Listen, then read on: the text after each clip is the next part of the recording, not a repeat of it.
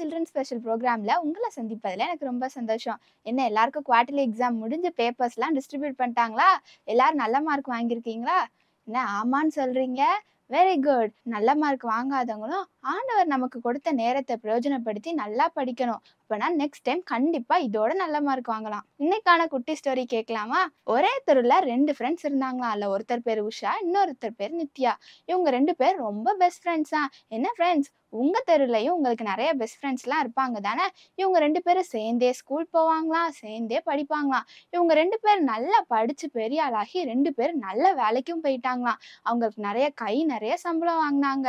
இப்படி இருக்கும்போது அந்த உஷாக்கா எப்பவுமே சந்தோஷமா இருப்பாங்களாம். எப்பவுமே உற்சாகமா வேலைக்கு போவாங்களாம். இத பார்த்துட்டு இருந்த நித்யா அக்காவுக்கு ஒண்ணுமே புரியலையாம். ஏன்னா நித்யா அக்கா எப்பவுமே ரொம்ப கவலையா இருப்பாங்களாம். எப்பவுமே சோர்வா ஃபீல் பண்ணுவாங்களாம். இந்த அக்கா ஒரு நாள் உஷா அக்கா கிட்ட போய் கேட்கணும்னு நினைச்சாங்க. நீ மட்டும் எப்படி சந்தோஷமா இருக்கன்னு கேட்டு அவங்களும் சந்தோஷத்தோட ரகசியத்தை தெரிஞ்சுக்கணும்னு ஆசைப்பட்டாங்க. என்ன ஃப்ரெண்ட்ஸ், நீங்களும் அந்த ரகசியத்தை தெரிஞ்சுக்க ஆர்வமா இருக்கீங்களா? ஒரு நாள் நித்யா அக்கா உஷா அக்கா பார்க்கறதுக்காக அவங்க வீட்டுக்கு போயிருந்தாங்க. அவங்க வீட்டுக்கு போன உடனே, என்ன உஷா எப்படி இருக்கன்னு அவங்க 2 பேரும் நல்லா ஜாலியா பேசிட்டு இருந்தாங்க. நல்லா டீ எல்லாம் குடிச்சாங்க. இவங்க 2 பேரும் பேசிட்டே இருக்கும்போது நித்யா அக்கா உஷா அக்கா பார்த்து கேட்டாங்க, என்ன உஷா, நீ கவலையே பட மாட்டியா? நீ எப்பவுமே சந்தோஷமா இருக்க. உனக்கு வயசானதுக்கு அப்புறம் உன்னை யாரு பார்த்துக்கிருவா? நீ யாரு கூட இருப்ப? இப்படிலாம் உனக்கு கவலையே இல்லையா? அப்படின்னு கேட்டாங்களாம். இத கேட்ட உஷா அக்கா நித்யா அக்கா பார்த்து சொன்னாங்களாம், நான் எதுக்கு கவலைப்படணும்?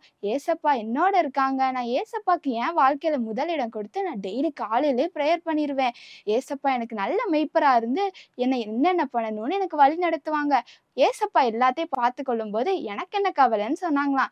இத கேட்ட நித்யா அக்காவும், ஓ, ஏசப்பா இருக்கனால தான் இவ இவ்ளோ சந்தோஷமா இருக்காளான்னு எனக்கு தெரிஞ்சுக்கொண்டாங்களாம்.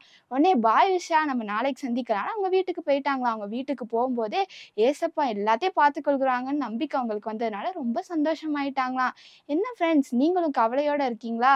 ஐயோ, நாளைக்கு எக்ஸாம்க்கு என்ன பண்றது? எப்படி ஹோம்வொர்க் எழுதுறதுன்னு கவலையா இருக்கீங்களா? கவலையே படாதீங்க.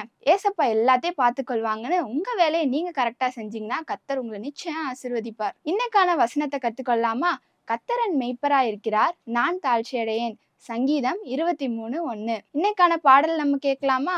சந்தோஷம் பொங்குதே, சந்தோஷம் பொங்குதே, சந்தோஷம் என்ன பொங்குதே.